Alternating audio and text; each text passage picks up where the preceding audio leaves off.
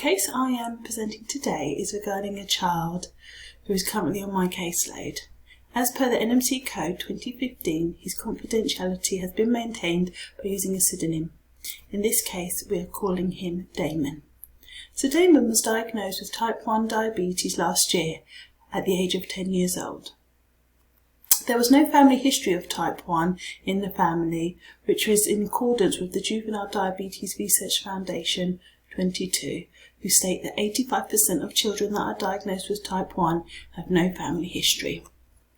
According to McDowell et al. 2020, having a child diagnosed with type 1 diabetes can be a tremendous shock and is a significant life-changing event for the family.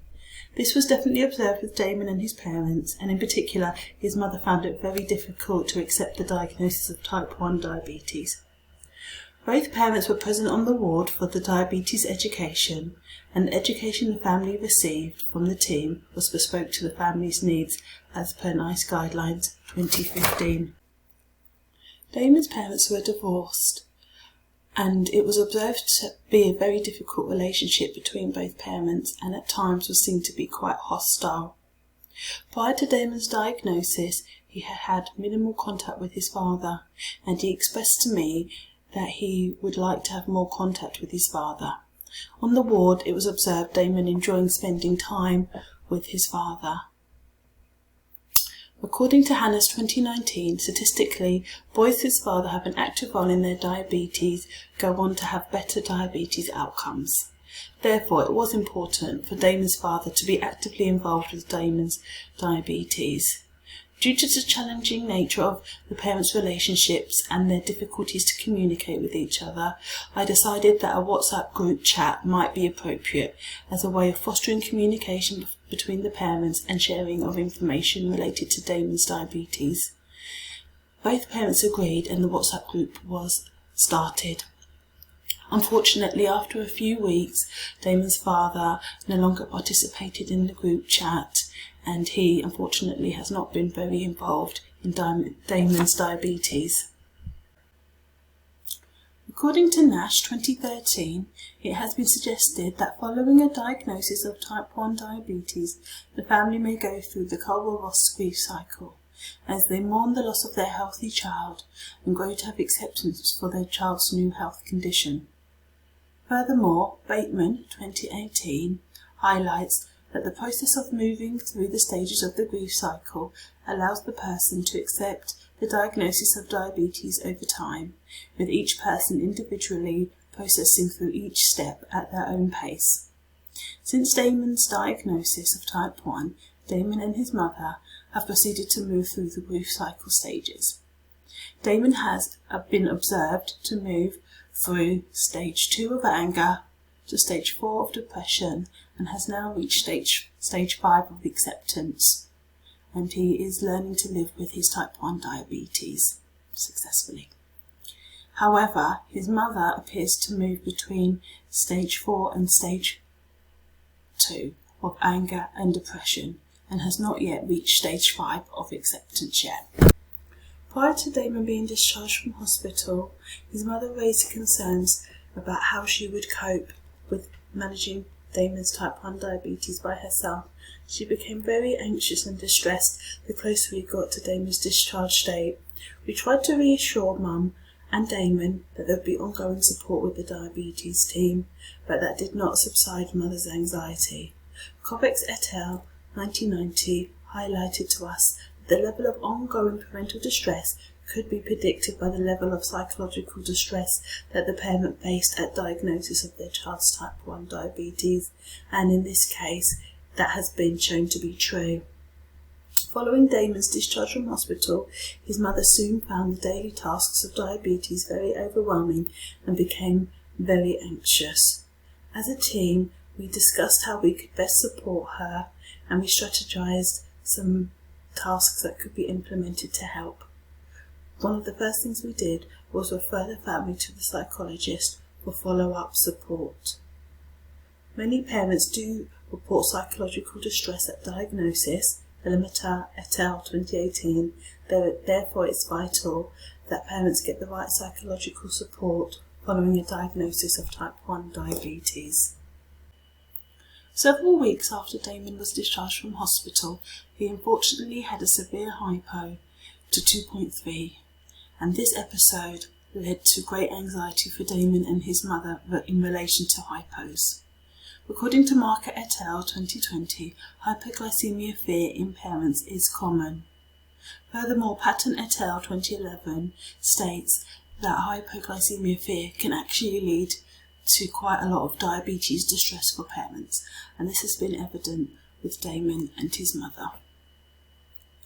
Due to the great anxiety that has developed in relation to hypo fear, this has led his mother and Damon to start displaying hypo-avoidant behaviours in which they are reluctant to increase insulin and will also run Damon a little bit higher. Damon and his mother's behaviours confirm Fernando and Patel 2021's study that showed that fear of hypos could lead to poorer glycemic control and higher HbA1c levels, and this has definitely been the case with Damon. Due to the worry that the family were developing hypoglycemia fear, we undertook the hypoglycemia fear survey for parents, in which Mum scored quite high with that. Once we were aware as a team that the family were suffering from hypo fear, we implemented some strategies to try to help. According to Fernando and Patel 2021, use of diabetes technologies alongside psychological interventions has been shown to be beneficial in reducing hypo fear in parents and children.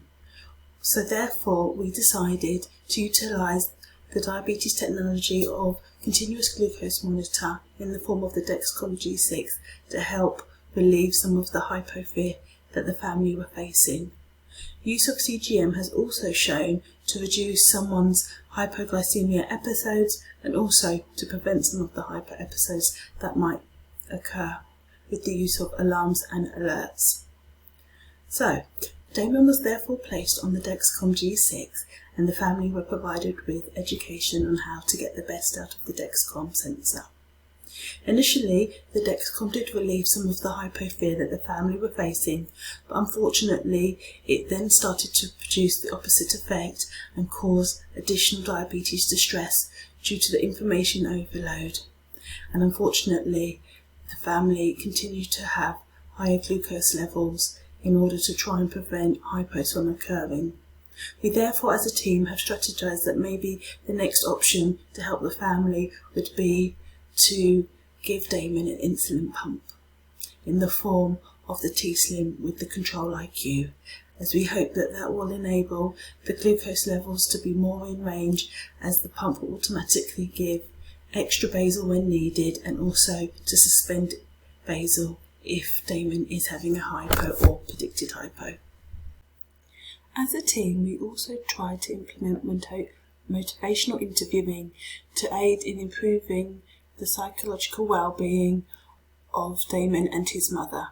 The principles of Oars, Steinberg and Miller 2015 and the 4 core processes of motivational interviewing, Miller and Molnick 2012, were applied with the family. We adopted the motivational interviewing technique using open questions to start a conversation with the family and promote the mother to engage with the team. We also used affirmations to encourage positive thinking and engagement. Diabetes distress amongst parents is quite common. According to Whitmer 2012, parental psychological distress can also lead to parenting and family life being negatively impacted, and of course the diabetes management for the child being impacted too. Type 1 diabetes management is relentless and can lead to parental distress and reduce the quality of life of the parent. Therefore, it's imperative as a team that we are aware of these issues and actively seek to find parents that might be suffering from distress. To do this, we implement the Diabetes UK 2019 7A's model. This is what was implemented with Damon and his mother. Once we were aware that Damon's mother might be suffering from diabetes distress, we asked the psychologist to be actively involved with the family, and they carried out the Problem Areas in Diabetes Parent Revised Survey / Questionnaire and assessed mother for diabetes distress. His mother was diagnosed with diabetes distress, and as a team, we again discussed at the team meeting how we could support the family appropriately. When working with the family, it was important that we followed the principles of Language Matters, NHS England 2018. It was important for the diabetes team to be supportive and follow a person-centred approach towards the family. It was also important for the team to be seen as non-judgmental and empathetic in order to enable the family to feel comfortable to discuss any issues related to their diabetes. Damon's mother was suffering from diabetes distress and she required a lot of support, and we had to be very sensitive to our communication styles with the family. Lloyd et al. 2018 highlighted that verbal and non-verbal communication can have an enormous impact on the family's diabetes journey, and it can also influence the team's ability to build a positive relationship with the family, and this was very true in this case.